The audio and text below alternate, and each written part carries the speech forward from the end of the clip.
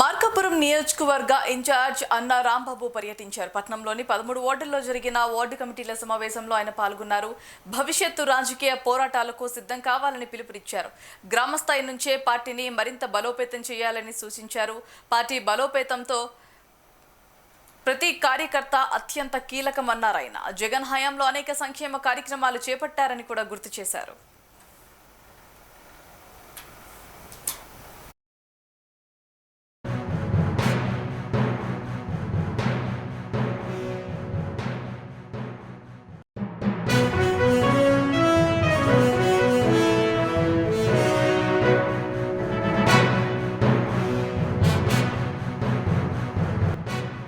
మన ప్రభుత్వం 2019 నుండి 24 మధ్యలో మన ప్రభుత్వం మన అభిమాన నాయకుడు జగన్మోహన్ రెడ్డి గారు ముఖ్యమంత్రిగా ఉన్నప్పుడు ప్రజలకు చేసినటువంటి సంక్షేమ పథకాల గురించి, అలాగే పిల్లల చదువుల కోసం నాడు నేడు ద్వారా స్కూల్ ఆధునీకరణ అయితేనేమి, మధ్యాహ్న భోజనం అయితేనేమి, అమ్మ ఒడి కార్యక్రమం అయితేనేమి, ప్రభుత్వ స్కూళ్ళల్లో కూడా ఇంగ్లీష్ మీడియం ఏర్పాటు చేయడం ద్వారా ఆ చిన్న ఆర్థిక పరిస్థితి కలిగినటువంటి మధ్యతరగతి కుటుంబాలకు చెందినటువంటి బిడ్డలు, అలాగే పేదరికంలో ఉన్నటువంటి కుటుంబాలకు చెందినటువంటి బిడ్డలకు కూడా ఇంగ్లీష్ రావాలి, ఇంగ్లీష్ మీడియంలో చేర్పించినట్లయితే, ఇంగ్లీష్ మీడియం చదువు వచ్చినట్లయితే ఈ పోటీ ప్రపంచంలో వాళ్ళకు కూడా మంచి భవిష్యత్తు రాబోయే రోజుల్లో ఉంటుంది అని భావించి ఇంగ్లీష్ మీడియం మనం ఏర్పాటు చేసిన విధానం.